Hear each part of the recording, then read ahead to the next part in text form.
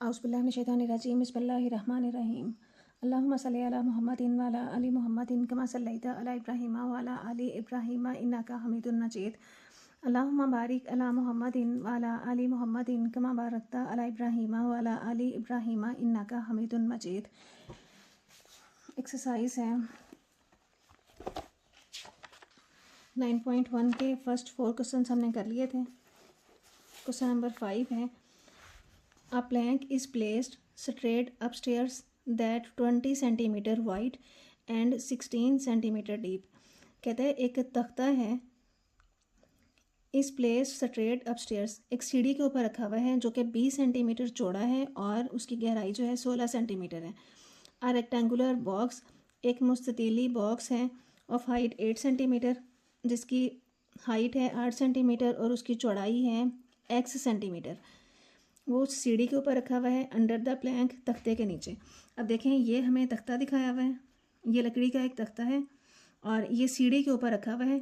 सीढ़ी के ऊपर एक हमने बॉक्स रखा हुआ है, उस बॉक्स की लंबाई चौड़ाई जो है हमें 8 सेंटीमीटर और x सेंटीमीटर दी हुई है।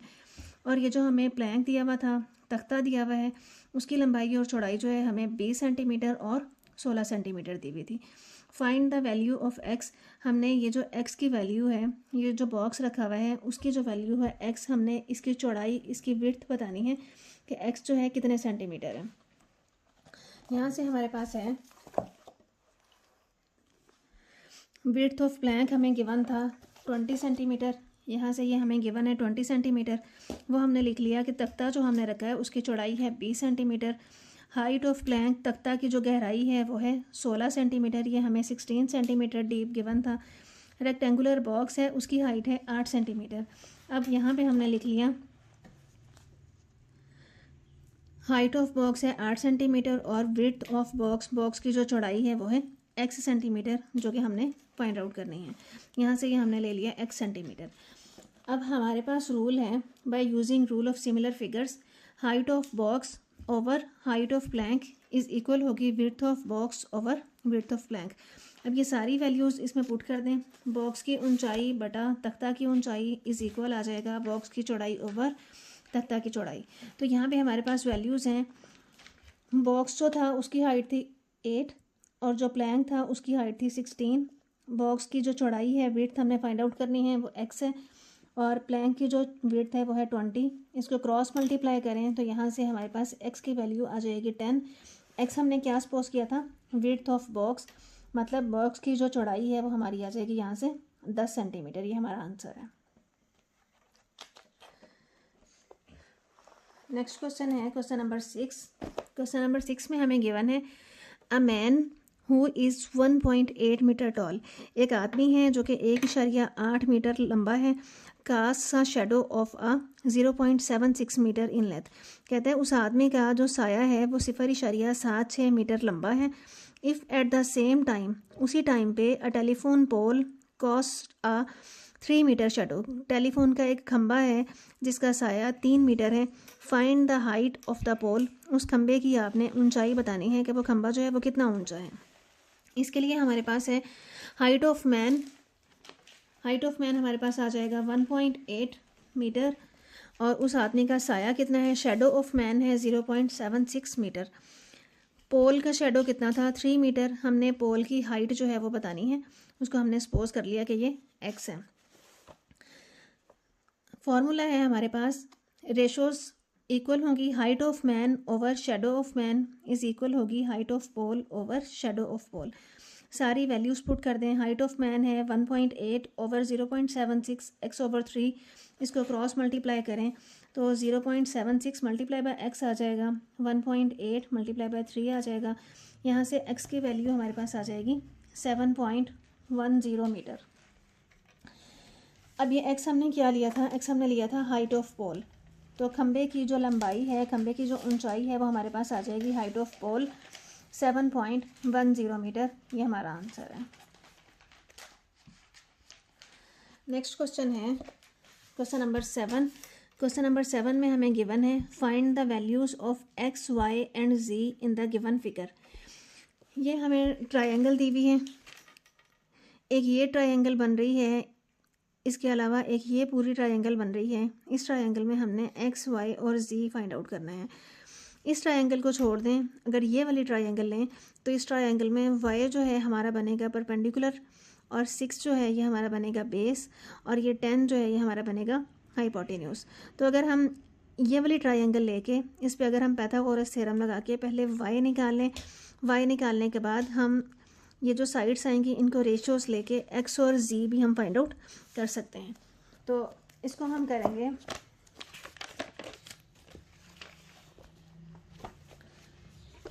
ये है हमारे पास क्वेश्चन नंबर 7। क्वेश्चन नंबर 7 में ये हमें ट्रायंगल दी हुई है, हमने पाइथागोरस थ्योरम लगाया है। पाइथागोरस थ्योरम इक्वल होता है हाइपोटेन्यूज का स्क्वायर इज इक्वल बेस का स्क्वायर प्लस परपेंडिकुलर का स्क्वायर। हाइपोटेन्यूज हमने लिया था 10, यहाँ से ये हमारा हाइपोटेन्यूज है जो कि 10 है, बेस है हमारी 6, उसकी जगह पे हमने बेस की जगह पे 6 रखा है, और ये हमारी जो लाइन है ये हमारा ये वाली जो लाइन है वाई, इसको हमने लिया था परपेंडिकुलर, तो परपेंडिकुलर जगह पे हमने वाई लिख दिया। 6 का स्क्वायर 36, 100 आ जाएगा। वाई का स्क्वायर, वाई स्क्वायर की हमने वैल्यू निकाली यहाँ पे 64, अंडर रूट लिया तो वाई की वैल्यू आ जाएगी 8 सेंटीमीटर। अब वाई की वैल्यू हमारे पास आ गई है 8 सेंटीमीटर। अब हमने एक्स और जी की वैल्यूज़ निकाली हैं। अब ये दोनों जो ट्रायंगल्स हैं CDCA और BCA जो है, ये दोनों ट्रायंगल्स जो हैं ये सिमिलर ट्रायंगल्स हैं, तो इनकी रेशोज़ हम अगर हम इक्वल रख लें तो यहाँ से हम एक्स और जी की वैल्यूज़ भी फाइंड आउट कर सकते हैं।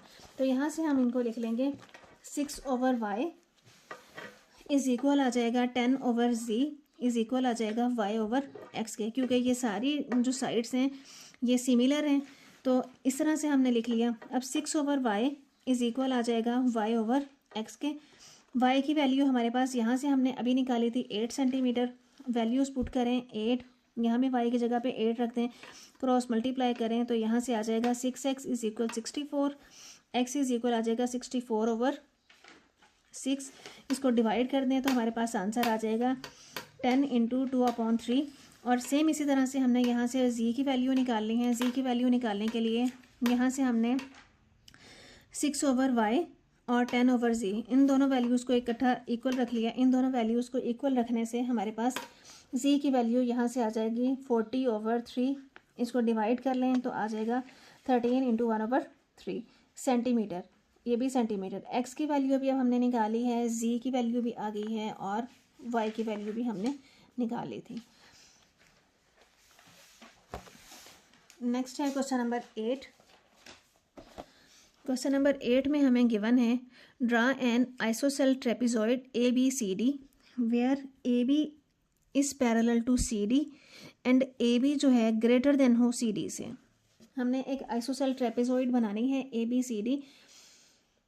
इसको कहते हैं मुतसावियु साकैन जोजन का। मुतसावियु साकैन जोजन का या आइसोसेल ट्रेपेजॉइड एक ऐसी हमारे पास जो जनका होती है जिसमें दो साइड्स जो हैं पैरेलल होती हैं, और जो दो साइड्स बाकी जो दो साइड्स होती हैं वो पैरेलल नहीं होती। इसकी हम पहले डायग्राम बनाते हैं। क्वेश्चन नंबर है 8।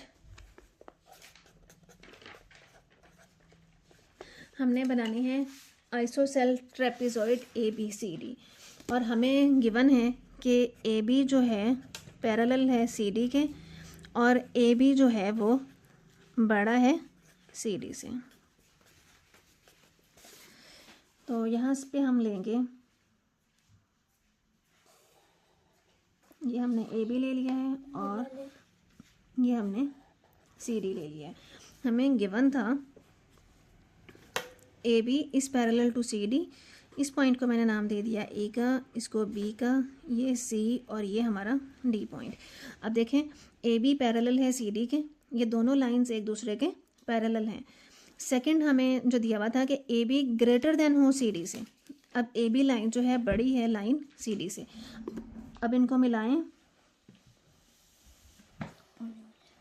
और इसी तरह से इसको मिलाएं, सेम इसी तरह से A को C के साथ मिला दें। अब AB साइड जो है, यहाँ से AB जो है पैरेलल है CD के, लेकिन AC साइड और DB साइड जो है ये पैरेलल नहीं है, लेकिन लेंथ में इक्वल हैं। अब AB साइड पैरेलल है CD के, और AC और DB जो है पैरेलल नहीं है लेकिन लेंथ में इक्वल हैं। ये हमारी ये वाली कंडीशन जो है फुलफिल हो गई हैं। Draw diagonals. अब नेक्स्ट उसने कहा हुआ है draw diagonals AC and BD। A को C के साथ मिल AB और CD। हाँ जी, अब हमने डायगनल्स जो हैं वो ड्रा करने हैं। डायगनल्स हमारे पास आ जाएंगे B और C, और सेम इसी तरह से इसका हमारे पास डायगनल आ जाएगा A और D। यहाँ से हमारे पास डायगनल आ जाएगा AD। प्रूव दैट, साबित हमने ये करना है, prove that triangle ABE is similar to triangle CDE। हमने ABE इस पॉइंट को हमने नाम दे दिया है E का। अब हमारे पास दो ट्रायंगल्स हैं ABE और CDE। ये वाले जो दो ट्रायंगल्स हैं हमने, ये हमारी जो हैं दोनों ट्रायंगल्स ये सिमिलर हैं। एक ये ट्रायंगल है और एक ये वाली ट्रायंगल है।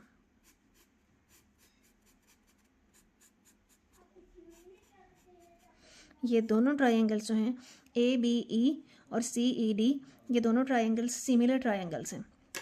अब हमें गिवन है कि AB इज़ इक्वल 8 सेंटीमीटर।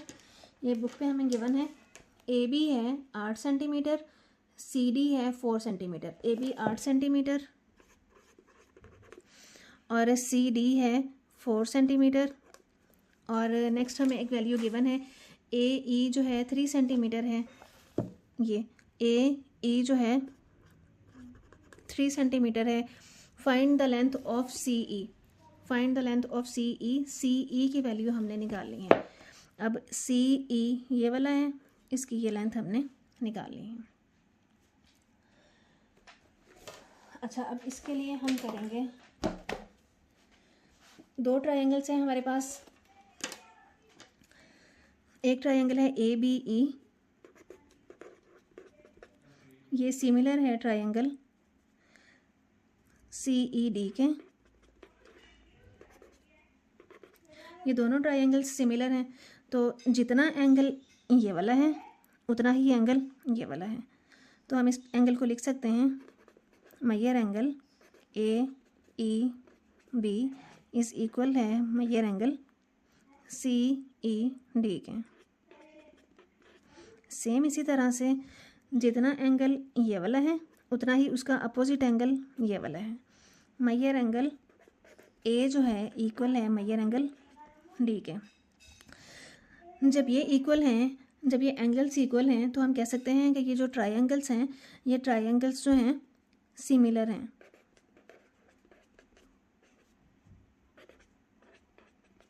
जब ये ट्रायंगल्स सिमिलर हैं तो हम इनकी रेशोज़ जो हैं उनको इक्वल रख सकते हैं। तो इनकी रेशोज़ को जब हम इक्वल रखेंगे तो यहाँ से हमारे पास आ जाएगा AB और AB, और इधर से हमने साइड लेनी है CD। AB over CD is equal आ जाएगा AE और इधर से हमारी साइड आ जाएगी CE। तो AB की वैल्यू तो है हमारे पास 8 सेंटीमीटर ओवर CD है हमारे पास 4 सेंटीमीटर। AE जो है हमारे पास था 3 सेंटीमीटर और CE हमने फाइंड आउट करना है। इसको क्रॉस मल्टीप्लाई करें तो यहाँ से आ जाएगा 8 CE और ये हो जाएगा 4 और 3, 4 3 = 12 और यहाँ से आ जाएगा 8 CE। CE की वैल्यू फाइंड आउट करनी है तो ये उधर जाके डिवाइड हो जाएगा 12/8। तो इसको डिवाइड कर दें तो आंसर आ जाएगा 1.5। तो CE की वैल्यू हमारे पास आ जाएगी 1.5 सेंटीमीटर। ये हमारा आंसर है।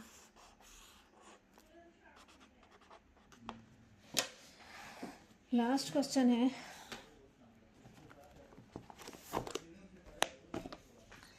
लास्ट क्वेश्चन में हमें गिवन है a regular dodecagon has its side length decreased by a factor of 1/√2। कहता है एक 12 इजला वाली रेगुलर डोडेकागोन 12 इजला वाली कोई शक्ल है, अगर उसकी साइड्स जो हैं इट्स साइड लेंथ डिक्रीज्ड, अगर उसकी साइड लेंथ जो हैं हम कम कर दें, डिक्रीज कर दें 1/√2 times if the perimeter of the original dodecagon is 72 centimetre. कहता है जो असल वाली जो डोडेकागोन है उसका अगर पेरीमीटर हमारे पास 72 सेंटीमीटर हो तो आप उसकी साइड लेंथ बताएं। स्केलेट डोडेकागोन जो हमने कम की थी उसकी वो भी बताएं साइड लेंथ। अब हम इसको करते हैं, क्वेश्चन नंबर है 9।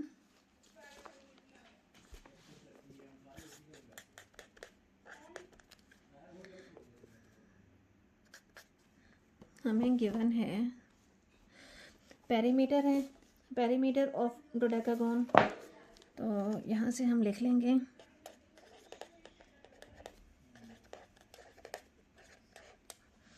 पेरीमीटर ऑफ डोडेकागोन, पेरीमीटर हमारे पास आ जाएगा 72 सेंटीमीटर। अच्छा, अब ये हमारे पास है पूरी डोडेकागोन का। अब अगर हम एक साइड का निकालना चाहते हैं तो वहाँ से यहाँ से हमारे पास आ जाएगा लेंथ ऑफ वन साइड,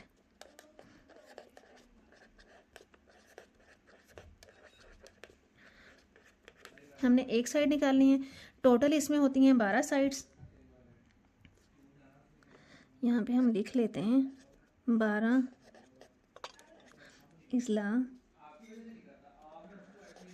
शक्ल का पेरीमीटर, कि हमारे पास जो डायग्राम है उसकी 12 साइड्स हैं, 12 उसकी साइड्स हैं, 12 साइडों वाली शक्ल है कोई, उसका हमने पेरीमीटर ये लिया है। अब हम यहाँ से एक ज़िला की लंबाई निकाल रहे हैं, तो टोटल हैं उसकी 12 साइड्स, 72 उसका पेरीमीटर है, तो एक साइड की लेंथ आ जाएगी 6 सेंटीमीटर। तो यहाँ से है 12 इजला एक ज़िला की लंबाई, length of one side of dodecagon, मतलब 12 इजला वाली जो शक्ल है उसके एक ज़िला की लंबाई हमारे पास आ जाएगी 6 सेंटीमीटर। अब हमने निकाली है साइड लेंथ,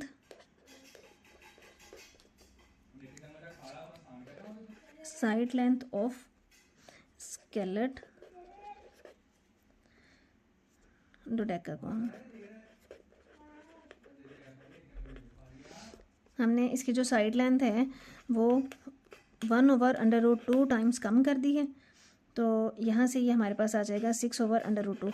अब बटे के नीचे हम अंडर रूट वाली रकम नहीं रख सकते, तो इसलिए हमें अंडर√2 के साथ मल्टीप्लाई भी कर दिया और अंडर√2 के साथ डिवाइड भी कर दिया।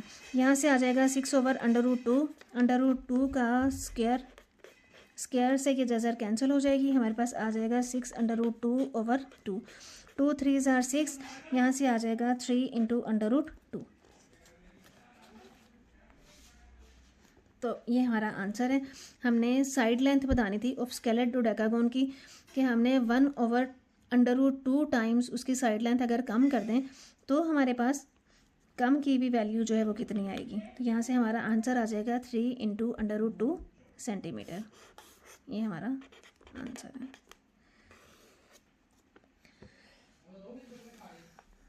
वीडियो को लाइक कर दें, चैनल को सब्सक्राइब कर दें। Thank you so much and अल्लाह हाफिज़।